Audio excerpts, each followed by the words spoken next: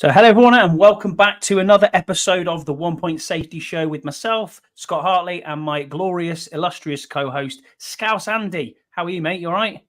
Yeah, I'm good, man. I'm good. How Good are to things see in you. the Hartley household?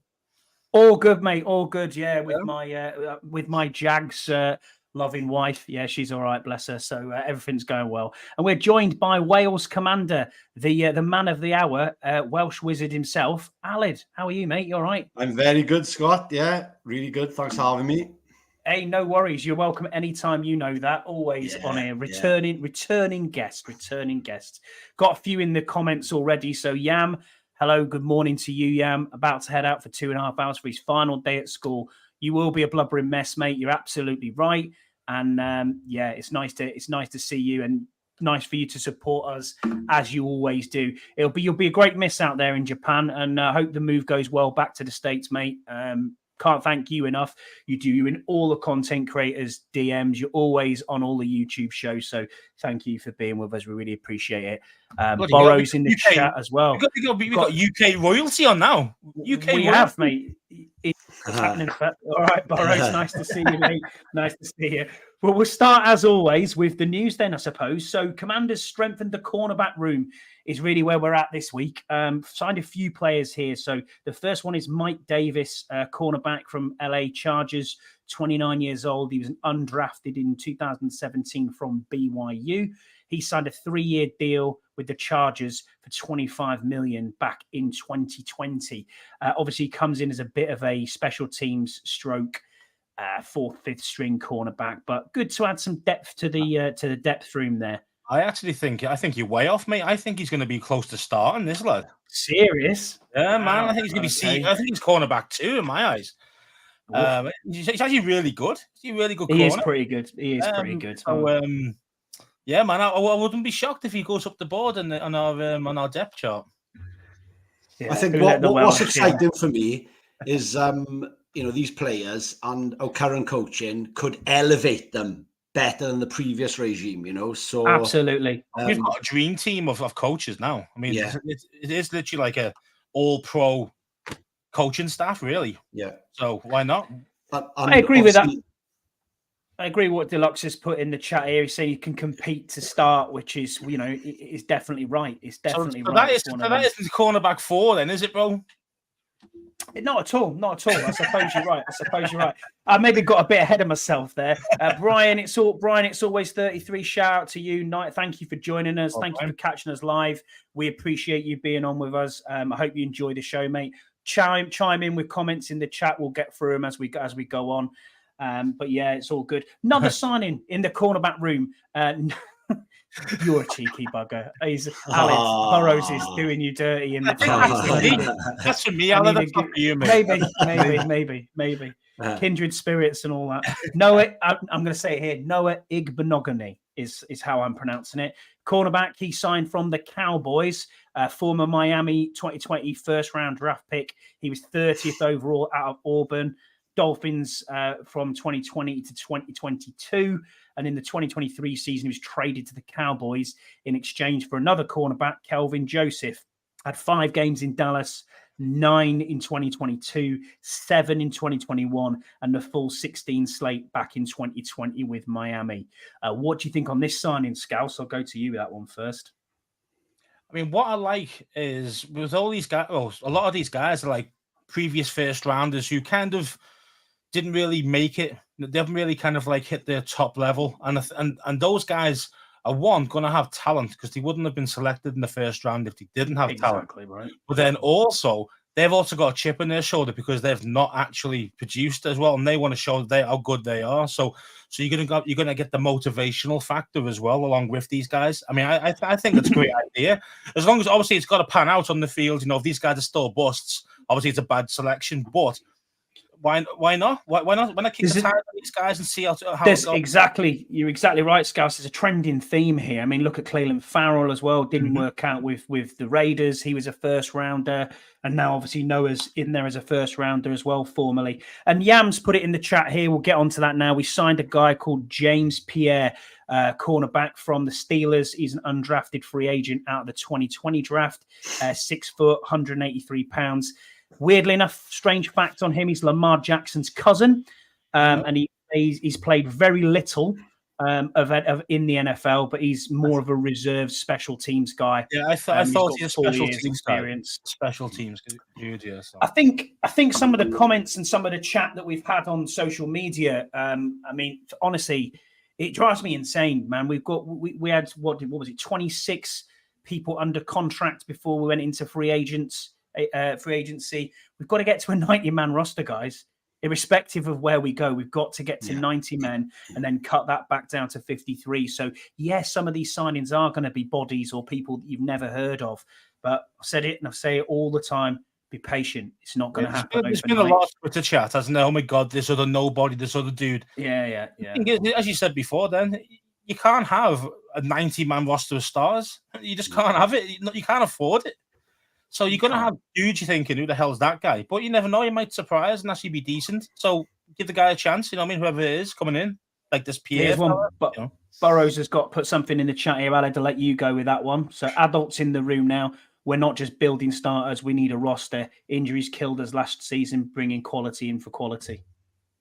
Yeah, definitely. And just going back to all these signings, I don't pretend to know many players outside of the Washington bubble, but what I'm excited about is the current GM, bringing these players in, because our last GM was more akin to a second-hand car salesman, but I'm probably doing second-hand car salesmen a disservice, but, being sort of wet behind the ears, when you see people like, I don't even want to mention all those previous regime, the names and stuff, and bring out that mud again. But you just think that these guys in power, they know what they're talking about. But then you realize they didn't have a clue, did they? You know what I mean? They were just like, tried to talk the talk. But, just having Adam Peters in the room and just, it's, and obviously we all know that this game, it's like a game of chess, isn't it? Just finding those exact sort of pieces, those pawn pieces, just to fit in. And it's just really exciting to see how this season is going to pan out. 100%, man. I agree. Yeah, I agree. Yeah, can't agree more with that. I mean, go on, Scouse, you go, mate. No, it's just what Scott mentioned on the adults in the room. I better leave. Okay, see you later, Scott.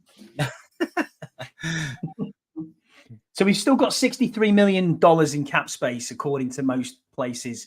I mean, do you boys? I'll start with you, Scouse. Do you boys see any other major signing out there that we could potentially sign? I'm not sure there is anything left, really. You mean still out in free agency? You mean like a big name?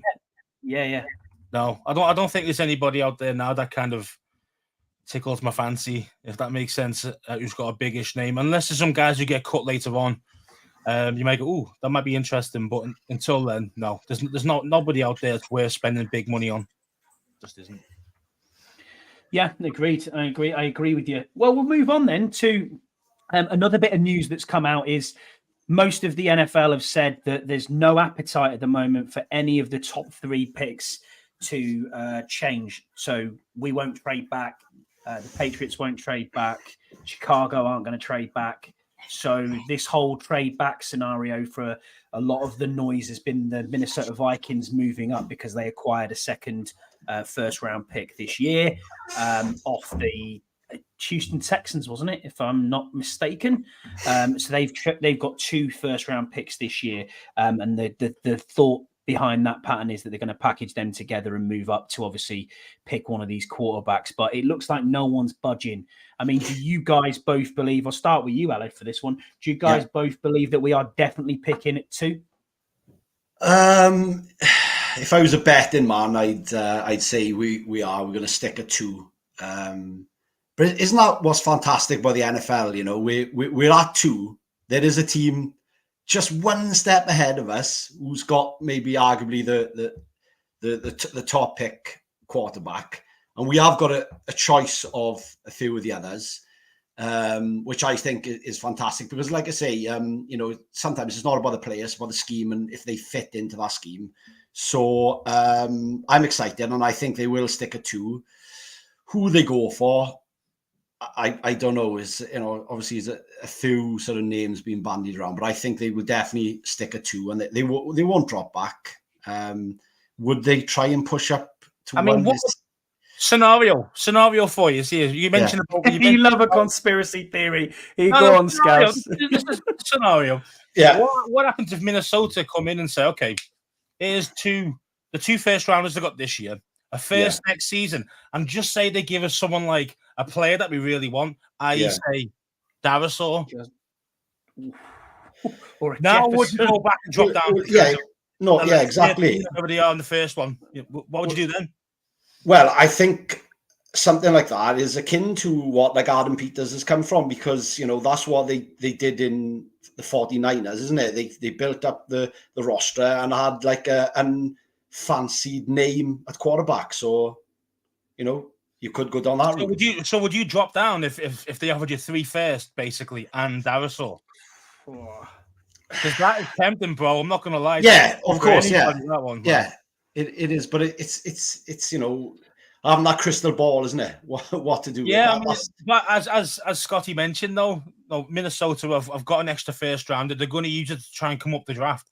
Yeah, and if they want number 2, because I've heard they really want Drake May. That's what I really heard. They really want Drake May, so they're willing to pay the price to get him, which means 3 first and maybe a player that we might want or we might need.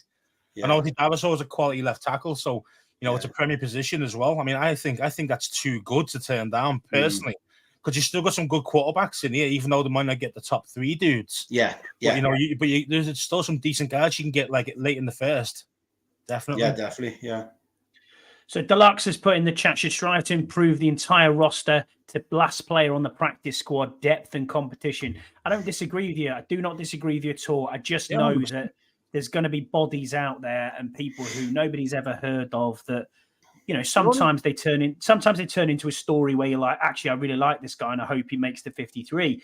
But then at the same time, there's a lot of dross that's out there. And unfortunately, we have to have some of that. Every team's got all that. Every team has got players on that roster initially when you're at 90 man who you don't necessarily want there or see being there after training camp.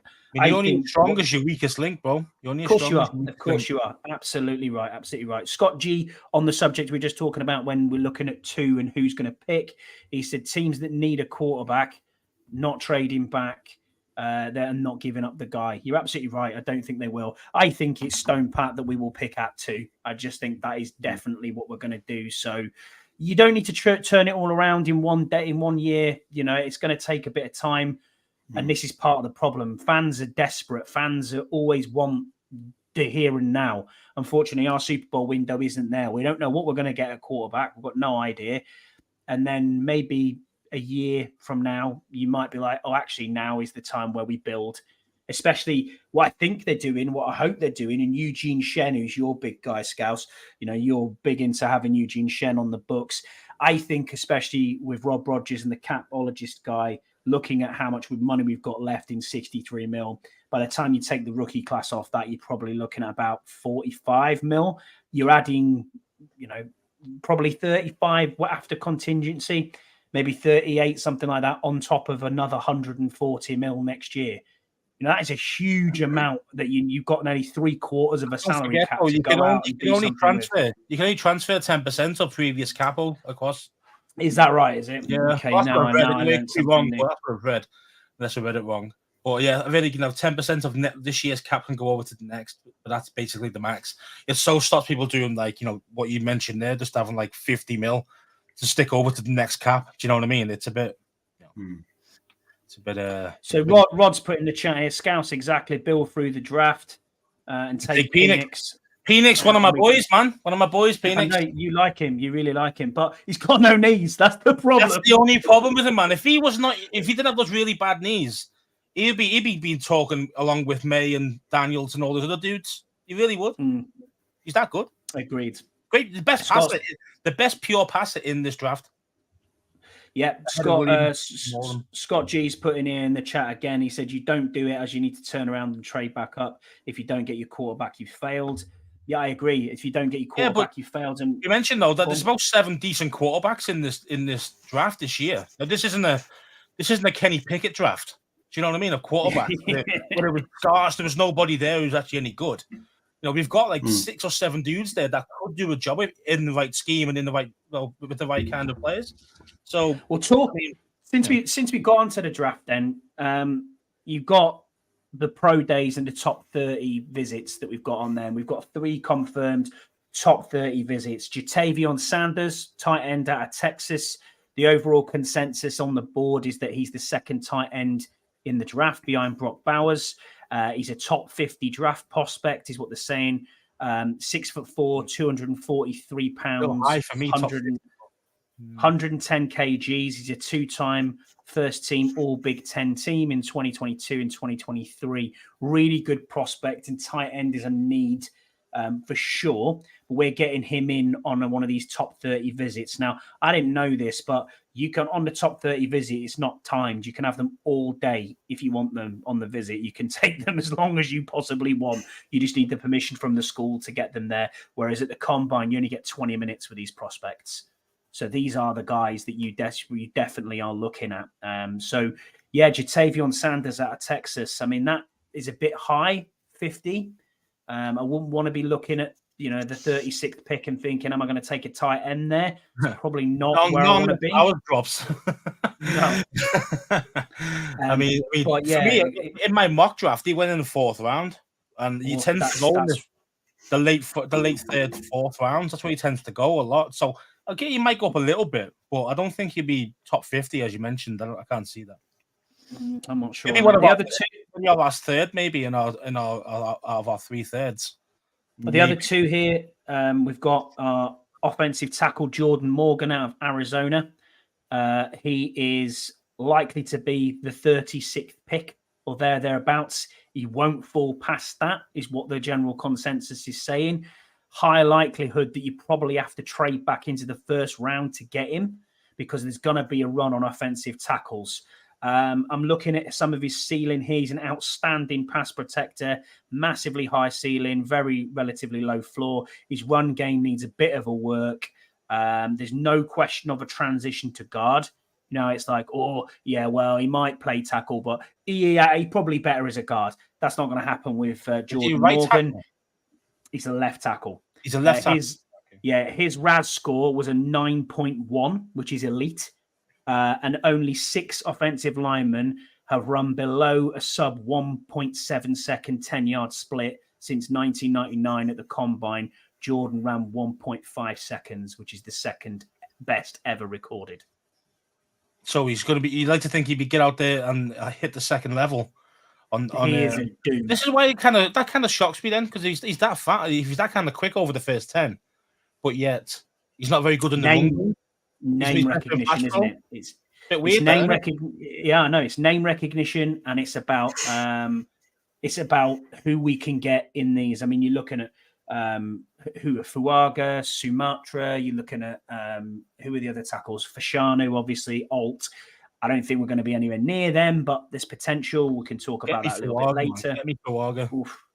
And there's a few out there that are out and about. Another one is I talked to Kenya Hansen on the Bleeding Burgundy about this probably 6 weeks ago, maybe a little bit longer than that. Offensive tackle, I'm going to butcher his name, so I apologize. It's Kieran Amadeji is, I think, how you pronounce it. He's from Yale, which is obviously not a great competition. He's 6'5", 326 pounds, 36-inch arms, 85.8 inch wingspan. That is a behemoth of a man who can play either side and in any scheme. Well, he's played left tackle last season, started every game at left tackle. Season before, he started every game at right tackle. Season before that, he was a right guard. Season before that, he was a left tackle. He is ranked as high as 50th on PFF's board, but ESPN and others have him around the 90s. He was a 5-star recruit out of high school, and his comparisons. No, he's never been injury prone. I thought he was the guy who tore his quad, and he was out after he missed he only played the first 4 games of the season. Last year, he tore his quad. I'm sure it's him. Might be. I'll have to. That's the reason why he's dropping, because he would be a first-round talent if he didn't. And then it's saying here his comparisons are Elijah Vera Tucker and Anton Harrison, who were both first rounders, obviously, in the last few years. So this is a big dude. We've got him in for a 30 visit as well, and he's likely to be. I mean, when I'm doing mock drafts, and I had a look, and I spoke to Ken, who's obviously really clued in on the draft. If you haven't, go and look for Burgundy Burner on Twitter. Ken Johansson, he is out there doing the whole draft prospects. He's had him in the 6th round most of the time, and so have I. Now I'm seeing people say top of the 4th, if not 3rd. This is a plug-and-play right tackle immediately. I mean, if you can come out of there and go, yeah, I'll take Jordan Morgan at 36 and I'll take him, with maybe one of the later 3rd round picks, the Sam Howell compensation, maybe the 78th pick. It's going to be great. We're going to have 2 big boy tackles there, and that offensive line becomes a completely different thing. What's your thoughts on what we're going to do, Aled? I'll keep you in the loop, mate. Because obviously I can see you there. Do you think we're going to go offensive line straight away at the next pick, or are you thinking something different? No, I suppose that's a big address. I think we could go that way. It's just like, I think whoever they pick, I think I'm just gonna trust their judgment, because I'm just sort of I just think like I'm just so excited to see the way it's going to go, the way it's going to pan out, whether it's going to be the way we all think or whether this is just going to be something completely different. But yeah, there's obviously a lot of choice out there. And obviously they got all the scouting, they got all the reports and whoever fancies who they fancy on the day, really. Yeah, I think it's different. I just think now we've got a good roster, we've got good coaching staff, we've got good people behind it with GMs. We've got a proven winner, and Adam Peters is obviously, he's found gems in the past like George Kittle, Fred Warner, and these are household names in the NFL now. But at the time, George Kittle's a 5th round pick. If you can find something of that talent in the 5th round, then fair play to you. And I think you saying Scousey's credited with most of the drafts of picking after the 3rd round, or is it 3rd round onwards mainly Adam Peters? Yeah, I think so. Yeah, because obviously don't forget he was a scout for a long time beforehand. Yeah. He's an excellent talent evaluator, even though he is now a general manager. He's still got his scouting hat on. Do you know what I mean? Like, and he I say most of the time he tends to pick well. Not everybody's going to be a hit. There's going to be a couple of busts. It's just the nature of the beast. No one can hit on all 9, 10 picks, whatever people have every year. If you did, you'd have an ultra team in 2-3 years. And most teams don't have that. There's still some holes in every team. There's still some weaknesses in every team that you see. The difference is, can your main guys outplay their main guys and hope win enough games to do the business? And that's basically the difference. Yeah, you'd think, wouldn't you, that you'd hope that the 3rd rounders would be starters, and would be sensible picks there. You're looking at 3rd rounders, you're looking at the 2nd round, and you're looking at the 1st round there. Now, the big question here, and I mean, Scott G brought it up, and Scott G's in our chat with us here. He said he is at 20G Dog on Twitter. That's DAWG. He said, G-Dog. He said, do you trade back into the 1st round and draft an offensive tackle? If yes, he said, I think it happens. Who are you targeting and at what pick? So I'll start with you, Scouse, if you want to start off. Well, I mean, as Al had mentioned, there's quite a lot of choice, really. We're not going to go straight back up into, say, the top 10 to get an alt or something like that. I can't see us doing that. I can definitely see us go back into kind of the early 20s, though. 20, 21, something like that. Maybe use a couple of our 2nd rounders to come up and do that. And then go for me personally, I'd want one of either Fuaga or what's his name, Fatanu. If any of those guys are still there. I mean, those guys might even go even higher than that. But I just think if they're there in the early 20s or late teens, 19, something like that, then I could definitely see us try and make a move. And they're the 2 guys I'd be looking for. I'll be hoping personally they drop, but if they don't, you're thinking a run on tackles is happening. And you've got to get yours, and you've got to utilize picks to do that. So, so one of those she'll be very happy with. Yeah, I genuinely, I'd say to you, and especially if you're in the UK watching this and you are thinking about the draft, don't switch off. Don't just think at 2, that's it, done. Don't go to bed, because there's no doubt that, we're going to trade back into that first round. For me, I think it could be for Jordan Morgan. That fifth year option is a big thing. Having that 5th year option on the board and saying, you know what, I don't have to pay the amazing money that these players need. That's probably where we're going. I like Fuaga. If I have the chance to get him, that's who I would take. I'm with you, Scouse. I think he's very, very good. But I've seen Fashanu fall as low as 13 to 14. Fashanu or Fatanu? Fashanu, Olu Fashanu from obviously Penn State. So I think that we could potentially get up that high. Yeah, look at what the looks. Yeah. He's saying the same thing. Yeah, exactly what I just said. I've seen him falling on boards, and people, the rumors are saying, I think he needs a lot more work than people think. I don't think his hand play is very good at all. And yeah, can it be coached? Sure, but you don't expect that from a guy in the top 10. You expect this guy to be able to virtually hit the ground running, and I don't think this guy is. So that's why I think he's going to fall, and he will fall down to probably 15, 16, probably. I think he was nailed on to be around about 6 or 7 there. Yeah, he was top 10 pick. He's going to be guaranteed, but he's dropping because I think people are looking into his film more and go, well, actually, bro, you got a lot of work. You got a lot of things you need to actually work on. So, but would you take him? Because I honestly think he is. Maurice Mims, James Lowe off X. He's coming in with us there saying Maurice Mims is a freak. Absolutely right. Yeah, he's massive. But again, the problem is with Mims is that you don't know how much he's not actually had a lot of film. You watch him; he hasn't started. He only started last year. Exactly. Yeah, you know what I mean? Like, he's an athletic freak. He's a man mountain. But what's that mean? There's no mean anything. I'd take Jordan Morgan if it was me. Honestly, he's a 4-year starter. 2,400 snaps. JC Latham, if you can get him. JC Latham's a great shout as well. Again, there's lots and lots of tackles out there. Aled, you're looking at that going, I have no idea what these tackles are. You're talking about. I mean, I'll be honest with you, mate. I am a mock draft freak, and I like watching all of that.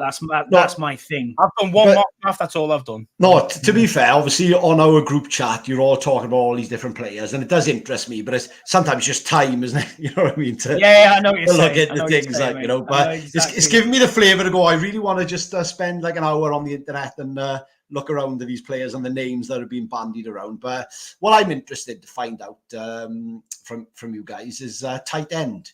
What are we going to do there? Because obviously, in many teams, I know like a lot of positions are important, but someone who's obviously looking at it just on face value, tight end is an important position.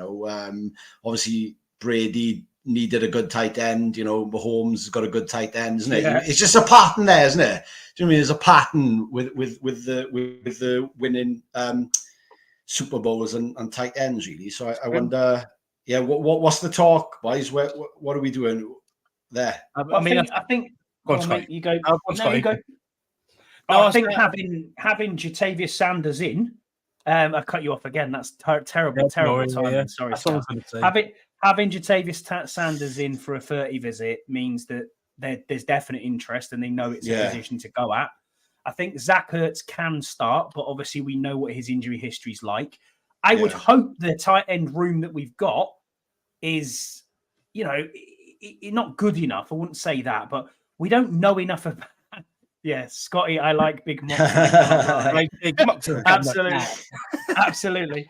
I think that you're right. It needs addressing, but what we get, who we get, I've no idea. Scouse, you go ahead, mate. No, I think you were right. Over? Yeah, I think there's only 2 guys that's coming to my mind, and one's obviously what you mentioned, and then the other guy is Cade Stover. Cade Stover's from Ohio, I think, Ohio State, and he's pretty decent, but you'll probably get him in the 4th. But we don't have a 4th rounder, so it might have to be our last 3rd round pick. So we might be a touch high, but as you say, if we need a tight end, might be the guy to go after. It might be. You might be right. I mean, honestly, tight end is in need. I 100% agree with you, Alex. I also think, where else are we going to look at around? I know, mate. I know. Where you from, Lo? Where you from? He's a Cockney, isn't he? So it's is he? Guffman. He's another Burrows. Yeah. Oh, that's fine. As long as he's not from the Twickenham area, as long as he's a Cockney, that's fine. My great grandfather was a Cockney, so we're all good. Yeah, there you go. There you go. But I mean, getting into it, then, what else do you think we need? I mean, what else are our real needs? What do you think, Aled? You got any other needs that you think? Do you know what this team needs? This player or this position to make a difference? I was not surprised, but like the players that we've let go, and obviously talking about Sam Howells, I just think that if he'd showed maybe a bit more, would we have kept him? But I just think my sort of mindset is, obviously the current regime didn't pick him, so you need a clean house, you need a clean slate. So obviously we're going to address the quarterback in the draft. That is the main priority.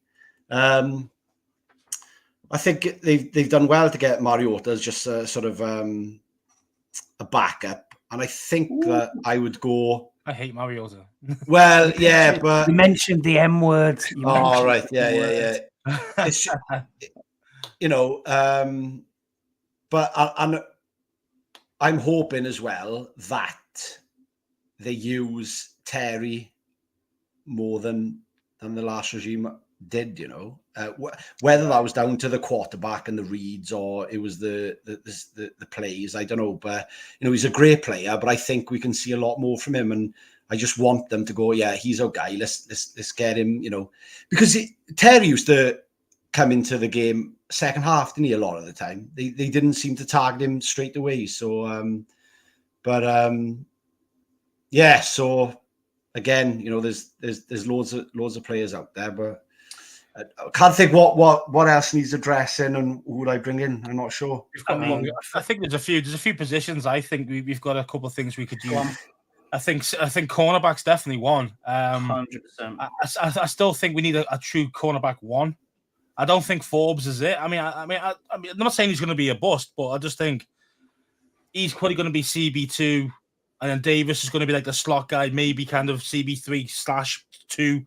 But we need that real true cornerback one. So that would be really nice because somehow find one of them. And obviously, our offensive line still stinks in my book. I mean, I think that both tackles are still crap. So let's get two tackles in, as Scott mentioned earlier. Let's get two tackles in there. Probably need another receiver, maybe a big body receiver. I know we say that, but we never used them. We've never used it, have we? I mean, hopefully, maybe this new regime might be different. But we never really used the big red zone targets, have we? No, we never used Cole Turner. We didn't use these other dudes who were tall guys. Sims, didn't use him. We just didn't really use them enough. We didn't do the kind of back shoulder fades and stuff like that. We didn't call those plays. So what's the game there? Do you know what I mean? Like, are we going to start doing that? Well, if we are, then we need another big body receiver. Yeah, you're right. I mean, Brian's put something in the chat here. He's absolutely right. He said still need an edge of the future. I mean, for me, again, that's one position that we've got to address at some point. Chop Robinson or the other Robinson, I think he's called Darius Robinson. Either of them two, absolutely brilliant. But I think they're both going first round, so I don't think you're going to get anything out of them. Latu is the other first rounder who is probably going to be really, really good as an edge signing, but we're not going to get anywhere near him either. So, yes, I do think we need to address edge. I think you're absolutely right there, Brian. Yam, you're also correct. All I know is after two, we need to, whatever we can get to franchise O-line player, preferably left tackle. If we don't address O-line early, punching myself in the nuts for being a fan of this team. I think Scouts will be out there joining you. We love the offensive linemen on this show. Boxing on our nuts. Speed bag in the nuts. Loey's on here as well saying, more holes than a second-hand dartboard. Absolutely right. That's why I'm saying this is why people need to be patient. This is why people whinging about, nobody's heard of this player who was signed. Oh, who's this? Another nobody. We've got to get there. It's going to take time to turn this roster over. It's not every year that you look at this roster and go, do you know what? We've only got, I mean, normally it's about 15 free agents in total. We had 26 players in total out of a 53-man roster. 2/3 of your roster's gone. Because we've signed 18 players now, I think we signed 18. I know, 18 players, 18 players in free agency. Yeah, Rod. So speaking of Rod goes, another receiver. Brian Thomas, I saw that. He said Brian Thomas. Now, I like Brian Thomas. I think he's a really good receiver. But the problem is, mate, he's going to be going late first. We're not going to spend a number one a first round pick on a receiver. It ain't going to happen, mate. Here's one for you. Here's one for you, and we'll move on to this subject, I suppose. Ali, here's one for you. He says, James Lowe's put in the chat saying, Welsh Commanders, are we going to get Rees-Zammit? Obviously, I'd like him. Of course, I'd like him to be part of the team as much as you love FA, Scott. I know. Yeah, well, that's a sore subject. I love it. But can't blame the guy. And what is being portrayed in the media, he seems to be doing okay. He's not sort of he's not falling on his ass, is he? He seems to be doing all right. So we'll see. But it's interesting to see. Where he'll end up. It's just a great opportunity for the young lad, Yeah, I agree with you. I mean, we'll get onto it then. The international player pathway, obviously, we've been through this route before. We've had people like David Bader from Germany on our team at some stage. He was there for a couple of years. FAA Bader's obviously on our team at the moment. He's a graduate of the pathway. Jordan Mailata's a graduate of the pathway. Lots and lots of players cycle through this pathway to try and get an opportunity in there. Those who don't know, who may be watching in the States, Lewis Rees-Zammit is a Welsh rugby union player, also a British and Irish Lion, which is the highest honour you can get as a professional rugby player when you play for your country. It's an amalgamation of the 4 nations. So it's Ireland, Wales, Scotland and England. They all get together and they pick the best players of the time and they go on a tour of the Southern Hemisphere. A bit like the Pro Bowl, isn't it? It is like the Pro Bowl almost, If you want to talk of it that way, it's the best of the best playing the best of the best in the rest of the world.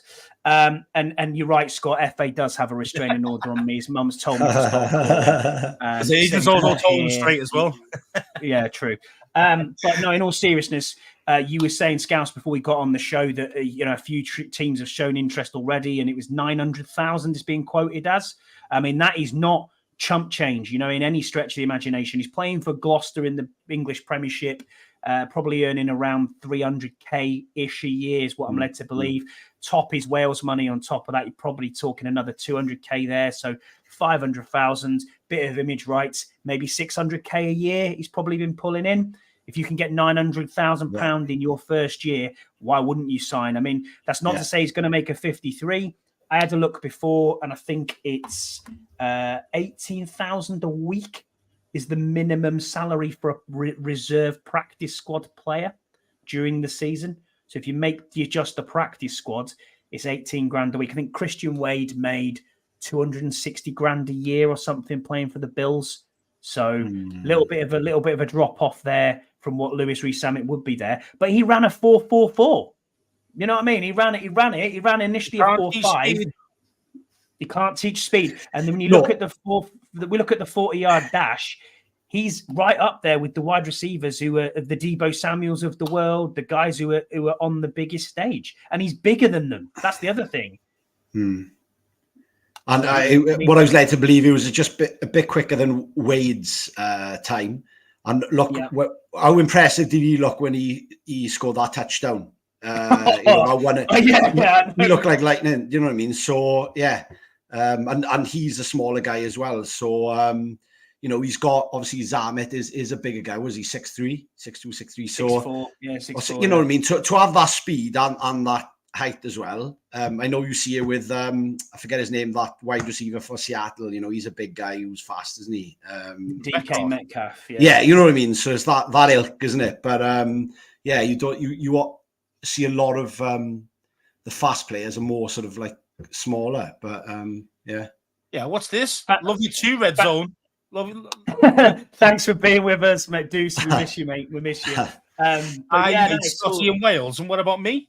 Hey, what's that about? He said not Scouse. Yeah, You're right, Rod's putting it. I like the lad from Glasgow. There's a few players in this IPP. There's a guy from Glasgow who's an offensive lineman. He's been getting a lot of looks.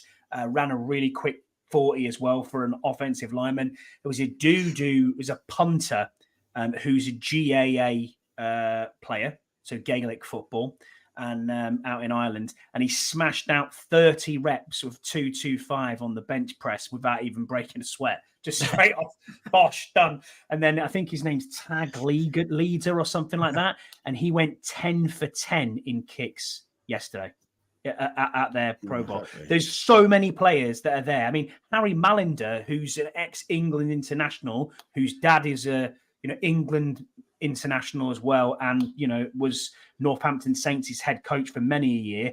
Harry played in the Premiership rugby as well. He's played at the highest level. He's down as a punter, and he's just giving punts a go. And he looked pretty good at it. He could punt within all of his punts landed within the 20-yard line.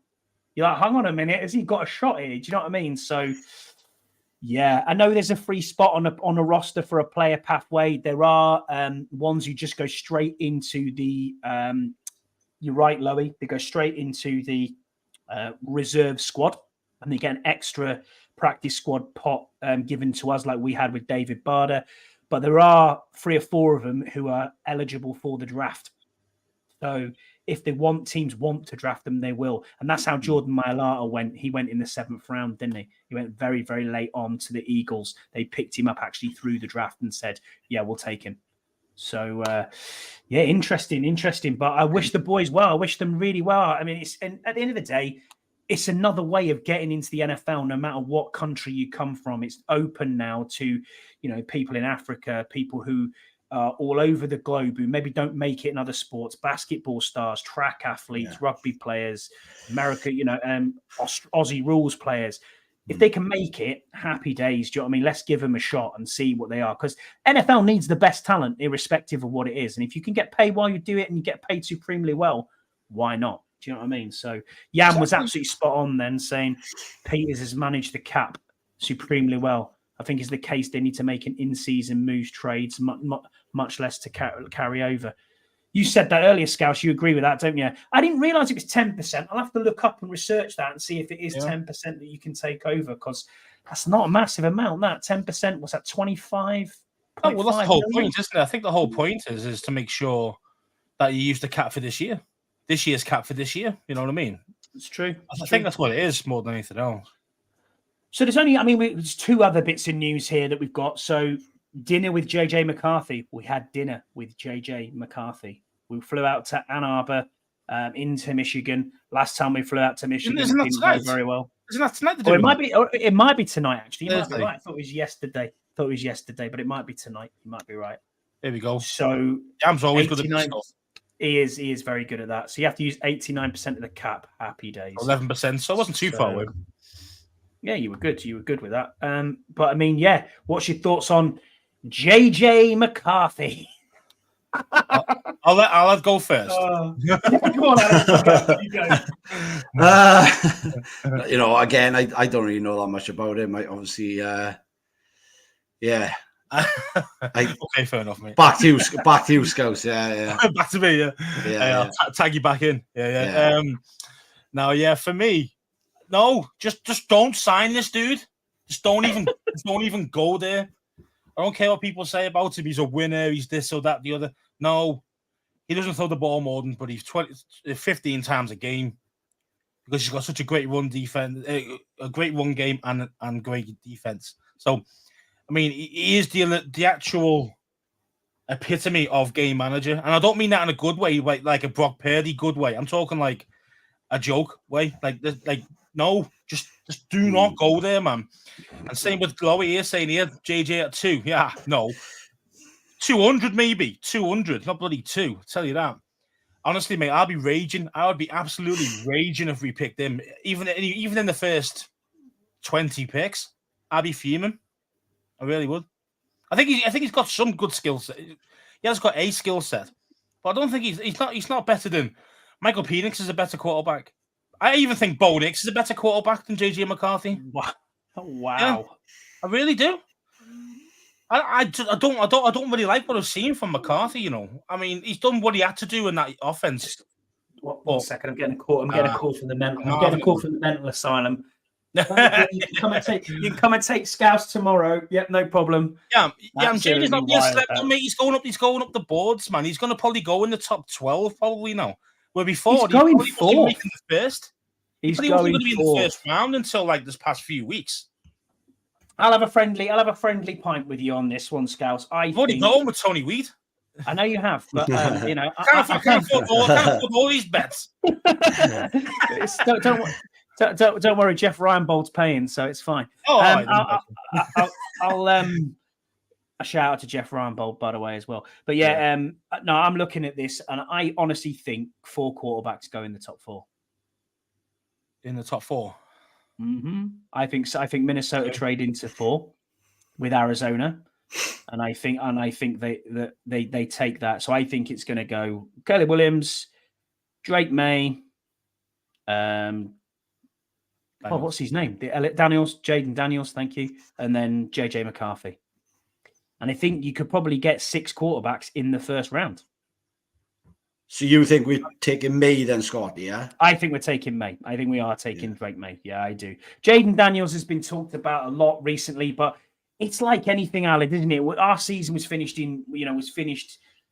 mid-December, and it got to February, and people are like, "Oh, let's start pushing the train out. It's Caleb Williams. It's this. It's that." Yeah. You know, one week it's been Drake May. 1 week it's been Jaden Daniels. And it's whoever's the greatest, for the week, really. For me, I think Drake May is the better prospect. I think Jaden Daniels has got a good arm. He's got a very accurate throwing arm, but I just worry about his durability, man. Because Jaden Daniels is Emmanuel Forbes of quarterbacks. Yeah, that's a great shout. Dead skinny, got talent, but probably going to get blasted out the actual game and get hurt. Now, I don't know. At the moment, you could say, well, actually, Daniels has never been injured. He's never missed a game, and he hasn't. Yeah, played 55 teams in college. It's amazing. However, it's a different level when you're getting pounded by, Bobby Wagner's. You know what I mean? Rather than that's what I'm saying. Average dudes in college who can't hit properly, don't even know how to tackle properly. So do you imagine Daron Payne smashing into you? I mean, come on now. It's game over. I mean, it's a different breed, man. It's a different breed in the NFL compared to college. And with his frame, I'm worried, man. Like if he puts on 15 pounds of actual muscle, then you might go, okay, then maybe he can handle a bit more the rough and tumble. Because that's the only thing that puts me off him. Because he's got everything else. No, he likes to stay in the pocket. He does like to stay in the pocket. I've seen him do 4 read. Watching his tape, he's done 4. He can do 4 reads and deliver the ball. I'm willing to take a hit to do it, which takes a lot of balls, which I like that about my quarterback. And also, as you know, he can take it to the house from 50 yards away. So this guy has got the skill set. It's just about, for me, it's about his frame. That's what scares the hell out of me. You know, he gets 1 hit and he's done. But now you could say, well, Drake May could get hit once and he's done. Because anyone could get hit in one play. So where do you go with that? You know what I mean? Like, well, yeah, man. It's I think I have the nightmares like RG3. You know, it's just with that connotations, exactly that type of player. You know, if what I've read is that we're going through the air and they want a May, which some circles have, correct me if I'm wrong, likened him to Herbert.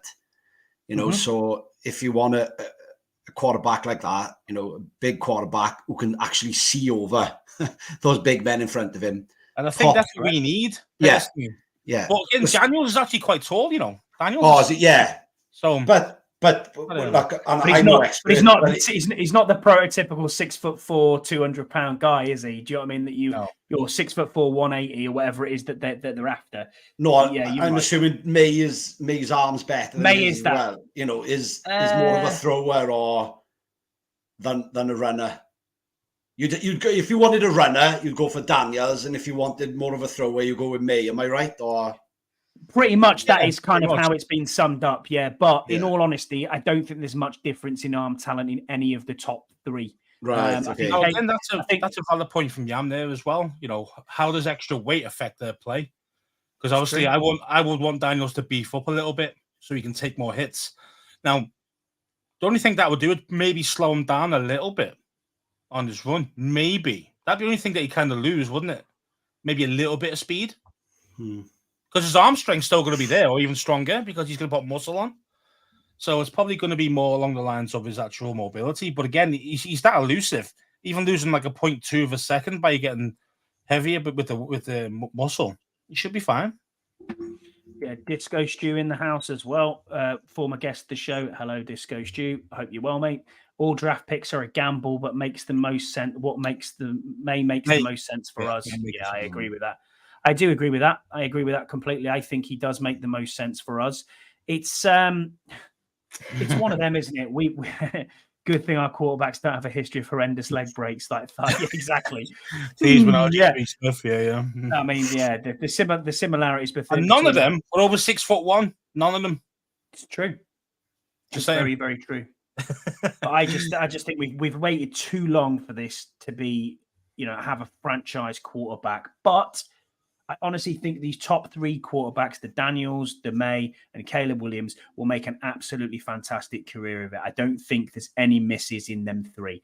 After that, there's question marks. I wouldn't say there's a lot of question marks around Jake. No, you see, this is where I differ with you. I wouldn't say there's that many question marks with JJ. I think he'll be a good starter, but he may not be the elite franchise guy that you want. He is akin to a Daniel Jones type quarterback for me. Thereafter, I don't really know. I'll be honest with you, is where I'm at. Penix, he's got the best arm of the entire quarterback. I agree. Quarterbacks, I agree with you. Throws an amazing spiral. Bo Nix, don't know enough about him, and I couldn't comment any further down than that. But if we're getting into that stage and we're looking at Bo Nixes and the Penixes of the world, not penises, I didn't say that. And then it's pause. Yeah, exactly. And then pause. Yeah. Then we're really struggling, or we've traded back a lot to try and get extra picks in the future. But yeah, that's why so many college QBs fail in the NFL. It is a massive step up. It really is. Huge. It's huge. It's a different breed. It's a different sport, nearly, for these guys. I mean, and that's why you want to pick a guy, a quarterback who's played in an NFL style offense. Now, that's the reason why McCarthy's going up the boards. Another reason he's played in a pro style offense. With the terminology of it, a lot of times when a quarterback from college has been able to be in a pro offense, not in how to play call, how to do check at the line and stuff like that, which is obviously high level quarterback play. The guys who've been doing that in college tend to do better in the NFL. But there's not many guys who get the whole package like that though in college. Do you know what I mean?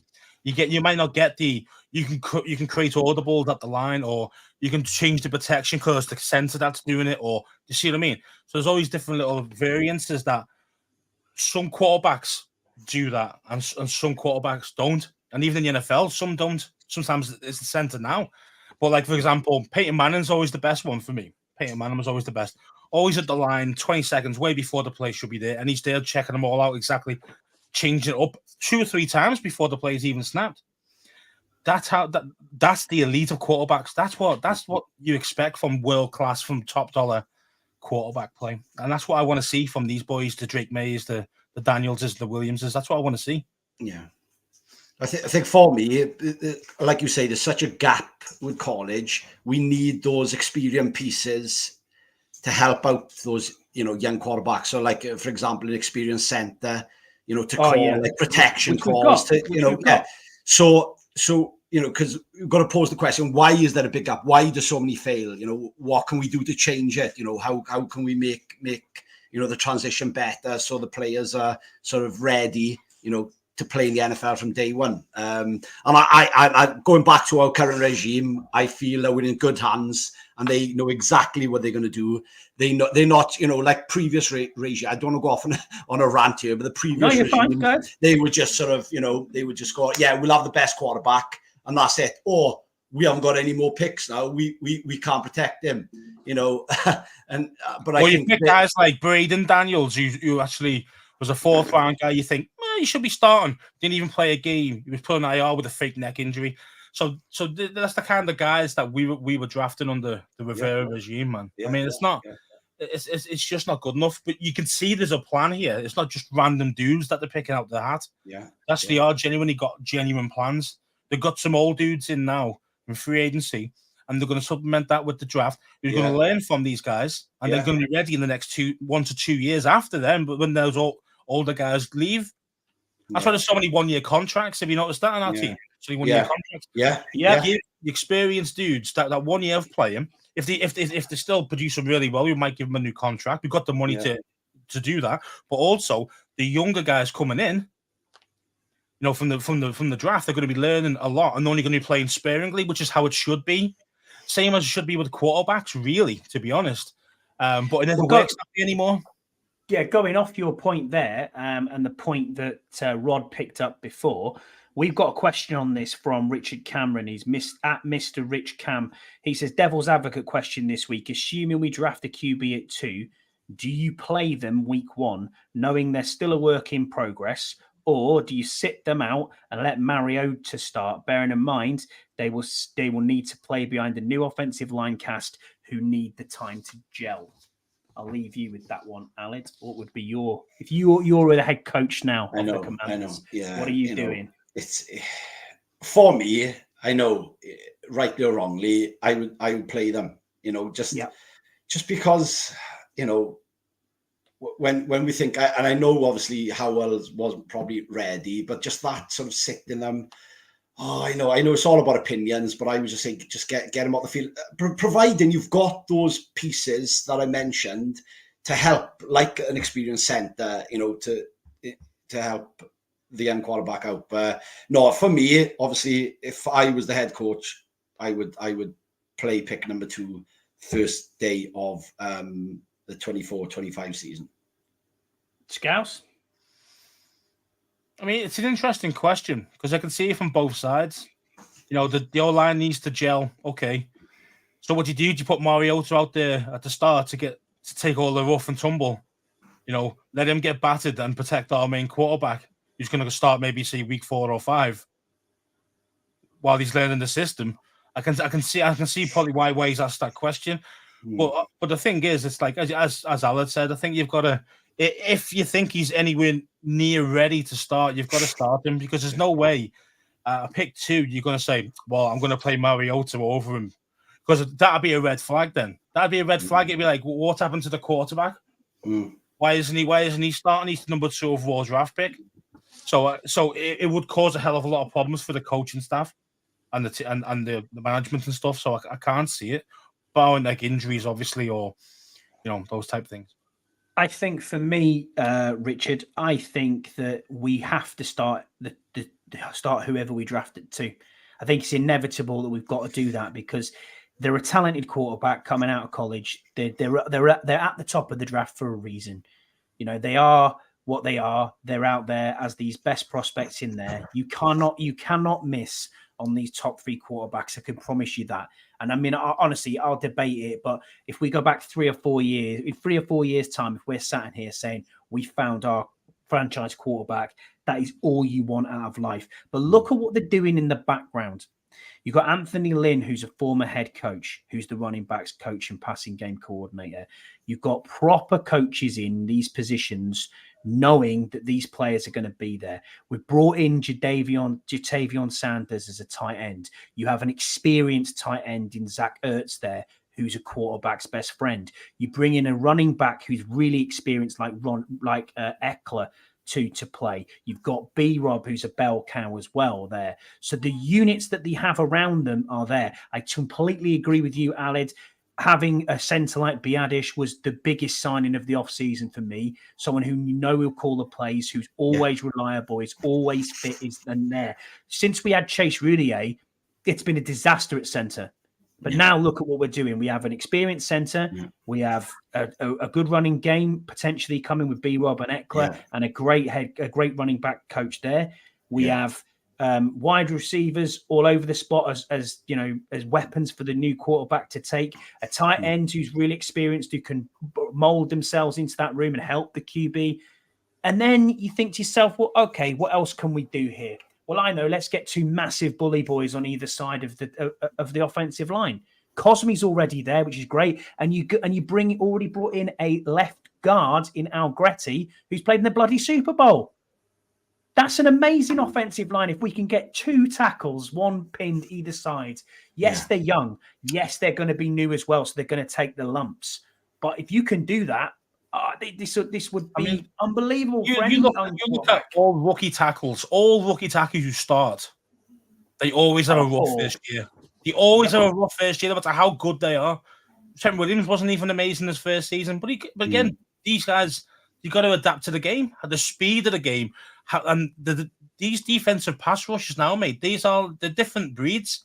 You know, the 350 pound, you can run the 4.4 at you. Do you know what I mean? It's insane how fast these dudes are, and how big these dudes are. So to be able to handle that one-on-one as a rookie, like a 20-year-old Joe Alt or whatever it is, 21-year-old Joe Alt coming in, you know, your fundamentals have got to be bang on, which is that's why I think he's the best tackle in this draft. But by bearing that, they're going to be rough games for these guys. It's just how it's going to be. They're going to be inconsistent. But normally you see if they got it about them and they don't get injured, their second season, they're big time difference. They are like kind of, you know, where they should be. Then you know they're going to be the real deal. But again, yes, as you mentioned, they're going to take the lumps. The first season's going to be, you know, some are going to be rough. I'm not going to lie. Some games are going to be rough with these tackles. So we've got a few more questions. You've got a few more questions here. I'll start with this one with you, Alex. It's from Deluxe. He is at Arch Deluxe on Twitter. He's been in our chat earlier on. Thanks for being with us, mate. He said, it's a safe assumption that both the offense and defense will look very different this year. Which are you more excited to see? Well, what I wanted to say, which I'll answer Deluxe's question, is Wagner. We've got Wagner. We haven't had a player like that since, you know, London Fletcher. Now, I'm posing another question as well. Do you think those front players will be better because they've got someone like Wagner behind them? They're not looking over their shoulder. They're not worrying about, they can just concentrate more on their own game. You know, those edges that we let go, would it have been different if we had someone like Wagner back there? Hey, it's all ifs and buts now, but I'm just excited for that, because, you know, we addressed the front line with the draft picks. We didn't have enough, you know, like why the NFL is a beautiful game. We couldn't address the backfield, you know, when we have now Wagner. So I'm just excited to see, you know, him sort of command the field and sort of, he's like the skipper, he's like the captain, he's like the central defender in football, isn't he? You know, in our football, like, you know, just sort of keeping it all together like London Fletcher did. So that's what I'm excited about. So, yeah. Yeah. Yes, I agree. Go on, Scouse. You go. Yeah, I mean, I'm the same. I'm more looking forward to this defense, actually. Normally, I'm an offensive guy, as you know, more of an offensive line guy. But when I'm looking, I say I love Bobby Wagner. I mean, I wanted him when he first left Seattle. I know he went to the Rams and did what he did. But the thing is, I mean, Bobby Wagner is just an absolute beast. He still is a beast. And the thing is that we've got quality safety there in Jeremy Chin as well. I mean, people don't realize how good this dude is. Yeah. I mean, this guy is so good and he's so versatile. He's really, really good, and I think you're going to see, as long as he doesn't get injured again, I think you'll see him. You'll see absolute this team balling.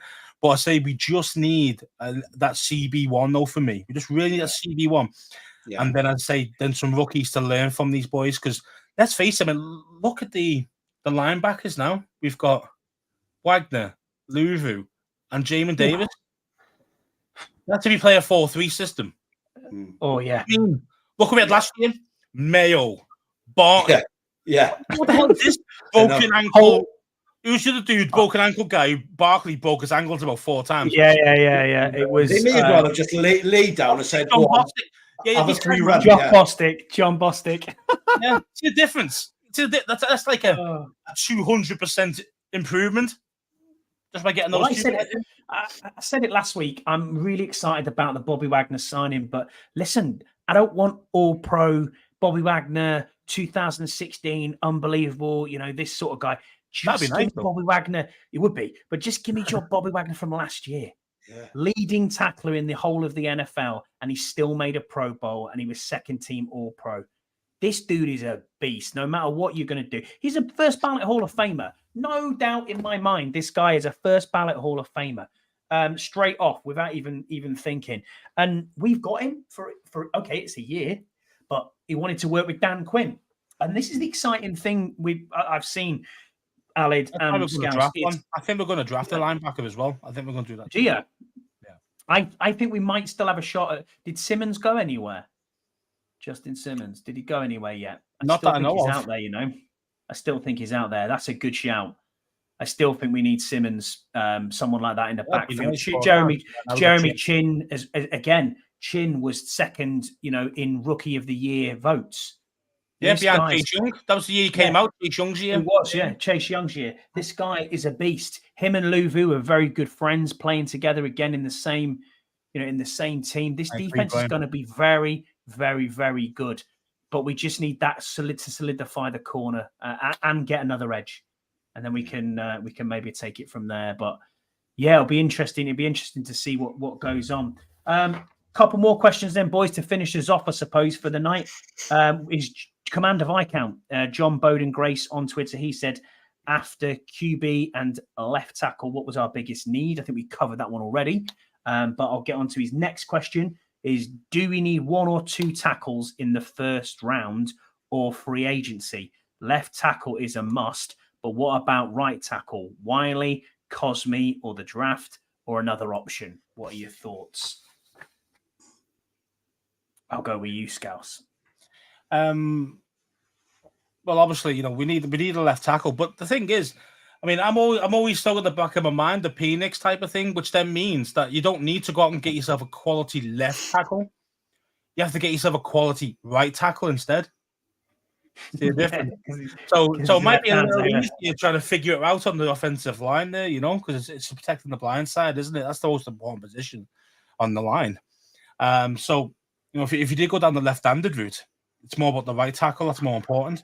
So, yeah, I mean, I can't see us going Penix, but obviously with we still need 2 tackles. It's just simple as that. Yeah, respective 2 tackles. Yeah, desperately. We need 2 tackles. We need a tight end. We need a linebacker to groom. We need an edge.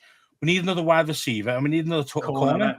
That's what we need, man. I mean, we need, and maybe a safety out of free agency or a safety as well. I mean, we've got youngsters who can probably learn from these boys. You know, what I mean, we still got you know, your mate Defoe and Sip. Percy Butler's still there. Yeah, exactly. I mean, they're more special teams, but again, they can still play, especially if they're going to get taught properly now by a real coach, not some high school fool bag from last year. Yeah, you know. So, yeah. But I think we'll be fine. I genuinely believe that the players we've got on this team now are going to be better anyway, just because of better coaching and better style and better kind of scheme. With that. You know, and I think. But you did, yeah. He said, can you believe though that I don't know if it's the Adam Peters effect, if it's the Dan Quinn effect. I don't know what it is, but we signed all these players who, yes, they're older. I get that. But they're household. Some of them are household names. Some of them are under the radar signings. Some of them are former first round draft picks who haven't quite made the heights. We seem to have done a lot of decent business, you know, in free agency. Then if we look at the coaching staff, we've assembled what is a godlike coaching staff, to be fair. Yeah. And I mean, would you think? Can you imagine if we had got Ben Johnson? Would he have created this? It's not happening anywhere else with a rookie coach. In high school. Brett Wieselmeyer. Still have him in the team. Dear.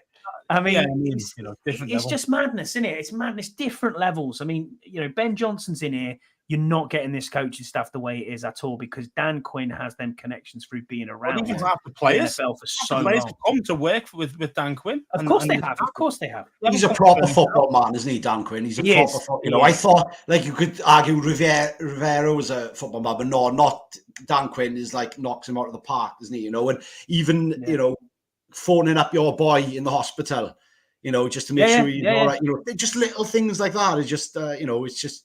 That's how you create relationships, isn't it? That's how you create relationships. Exactly. That's what he's all about. He mentioned that in his first press conference, didn't he, about creating relationships with people, and that's what he did. Say Abada, he didn't even last time he saw him was probably 3 years earlier. Yeah, you know, when he went to Atlanta, when he first came in. He was with the Cowboys on their practice squad as well, I think, for a bit. So, but I don't think Dan Quinn was Atlanta. It was Atlanta where he first met. Yeah, that's right. Yeah, because on this international thing, he was there for a few days. It was.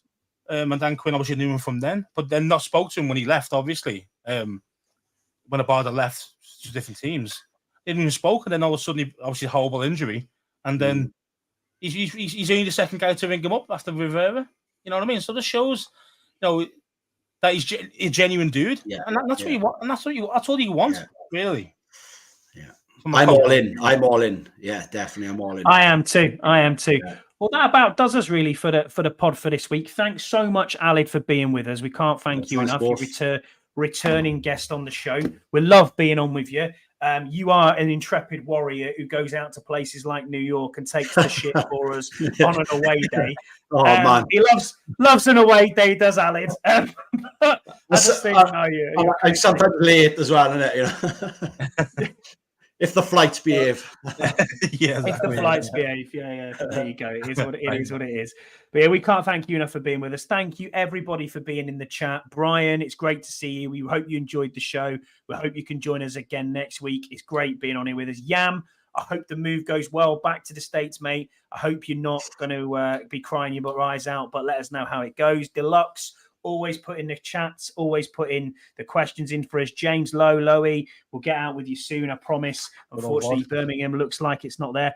Rod, every single week without fail, is in here with us. Scott G, in here every week with us. We honestly can't thank you guys enough. And the people who put the questions in, Rich Cameron, Commander Viscount as well. I didn't mention you. Thank you for putting the questions in. And that about does us, gents. Thanks for being with us. And we will see you again for next week's show, which hopefully might be a little bit interesting, but we'll see.